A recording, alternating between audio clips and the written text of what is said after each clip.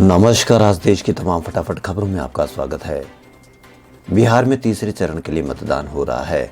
अंतिम चरण में 15 जिलों की 78 विधानसभा क्षेत्रों के मतदाता विधानसभा में अपना प्रतिनिधि चुनने के लिए मतदान कर रहे हैं। प्रधानमंत्री नरेंद्र मोदी ने भी लोगों से अधिक संख्या में वोटिंग करने की अपील की है। पीएम मोदी ने कहा कि बिहार विधानसभा चुनाव के तीसरे और अंतिम चरण का मतदान शुरू हो गया है। प्रधानमंत्री नरेंद्र मोदी ने ट्वीट कर लोगों से लोकतंत्र के इस पावन पर्व में भागीदार बनने की अपील की है। देश में कोरोना संक्रमितों का आंकड़ा 84 लाख के पार पहुंच गया है। राष्ट्रीय राजधानी दिल्ली में बढ़ती ठंड और वायु प्रदूषण के बीच कोरोना महामारी के आंकड़े डराने वाले हैं। दिल्ली में शुक्रवार को कोरोना के 7,000 से ज्यादा नए केस रिकॉर्ड हुए हैं, जबकि 64 मौत के साथ दिल्ली में कोरोना से मरने वालों की संख्या 6,833 पर पहुंच गई है। सुप्रीम कोर्ट में शुक्रवार को दाखिल की याचिका में केंद्र सरकार को चीन के साथ उसकी कारोबारी नीतियां सार्वजनिक करने का निर्देश देने की मांग की गई है। सुप्रीम कोर्ट ने याचिकाकर्ता को 2 हफ्तों में याचिका की प्रति केंद्र सरकार को मुहैया कराने का निर्देश दिया। Chief justice of India एस.ए. Bobde ने रजिस्ट्री को इस मामले को 2 सप्ताह बाद सूचीबद्ध करने को कहा है।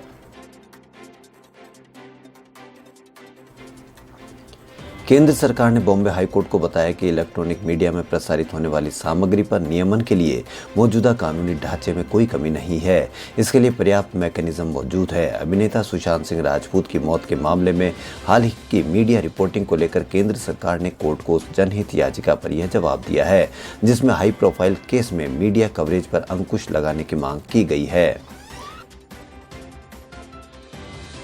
रिपब्लिक टीवी के प्रधान संपादक अर्नब गोस्वामी को बॉम्बे हाईकोर्ट से दूसरे दिन भी जमानत नहीं मिली है।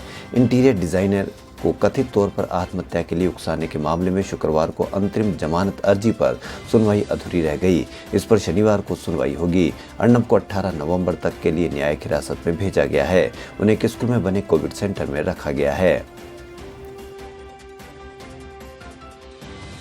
केंद्रीय पर्यावरण मंत्री प्रकाश जावड़ेकर ने शुक्रवार को कहा कि सरकार दिल्ली और उत्तर भारत में वायु प्रदूषण से मुकाबला करने के लिए हर संभव कदम उठा रही है। सरकार प्रदूषण से निपटने के लिए सभी संभव तकनीकों को बढ़ावा देगी। उन्होंने कहा कि पराली जलाना एक सस्ता तरीका है, लेकिन यह दिल्ली समेत बाकी उत्तर भारत में वायु गुणवत्ता को गंभीर रूप से प्रभावित करता है। केरल में पहली बार सर्वोच्च मंदिर संचालक संस्था त्रावणकोर देवासम बोर्ड के प्रबंधन वाले तीर्थ स्थल में कोई अनुसूचित जनजाति का पुजारी तैनात किया जाएगा। केरल सरकार ने ऐतिहासिक पहल करते हुए करीब 1200 धर्मस्थलों की देखरेख करने वाले बोर्ड में एक एसटी और 18 अनुसूचित जाति के अंशकालिक पुजारी नियुक्त करने का निर्णय लिया है। बॉम्बे हाईकोर्ट की एक 3 सदस्यीय पूर्ण पीठ ने शुक्रवार को ऐतिहासिक फैसले में पोक्सो कानून के तहत सजा याफ्ता मुजरिम को आपातकालीन पैरोल पर रिहा करने से इनकार कर दिया। पीठ ने अपने फैसले में कहा कि लैंगिक उत्पीड़न से बच्चों के संरक्षण का अधिनियम के तहत दोषी घोषित व्यक्ति को सुप्रीम कोर्ट के आदेश के आधार पर इमरजेंसी पैरोल नहीं दी जा सकती है। सुप्रीम कोर्ट ने कोविड-19 के कारण जेलों में बंदियों की संख्या घटाने का आदेश दिया था। पृथ्वी अवलोकन उपग्रह EOS-01 की लॉन्चिंग के लिए अंतिम गिनती शुरू हो गई है। इसरो ने शुक्रवार को बताया कि इसकी लॉन्चिंग 7 नवंबर यानी आज लॉन्च व्हीकल PSLV C49 से की जाएगी। इसके साथ ही 9 अंतर्राष्ट्रीय कस्टमर सैटेलाइट की लॉन्चिंग भी होगी। लॉन्चिंग का समय आज दोपहर 3:02 पर है। दिल्ली NCR को लगातार दूसरे दिन दम घुटू हवा से राहत नहीं मिली है। हालांकि बीते 24 घंटे के मुकाबले वायु गुणवत्ता सूचकांक में गिरावट दर्ज की गई। बावजूद इसके हवा गंभीर श्रेणी से बाहर नहीं निकल पाई है। गाजियाबाद 433 AQI के साथ NCR का सबसे प्रदूषित शहर दर्ज किया गया है, जबकि ग्रेटर नोएडा में औसत वायु गुणवत्ता सूचकांक 421 रहा। नोएडा प्राधिकरण ने 4 ट्रांसजेंडर को स्वच्छता एम्बेसडर बनाया है। चारों स्वच्छ भारत मिशन के अंतर्गत काम कर रही ग्रामीण विकास एवं मानव सेवा संस्थान NGO के साथ काम करेंगे। इनका काम शहरवासियों को साफ सफाई के प्रति जागरूक करना होगा। प्राधिकरण ने इनको बतौर सेक्टर हेड नियुक्त किया है। शुक्रवार को पार्वती नायर, दीपिका मन्नत और सनी सिंह को इस बाबत नियुक्ति पत्र दिया गया है। फेसबुक के सीईओ मार्क जुकरबर्ग ने कहा कि देश में अब व्हाट्सएप के माध्यम से रकम भेजने पर कोई शुल्क नहीं लिया जाएगा। उन्होंने मल्टी बैंक मॉडल में यूपीआई पर लाइव होने के लिए national payments corporation of India की सहमति मिलने के बाद कहा कि ये 140 से ज़्यादा बैंकों द्वारा समर्थित होगा।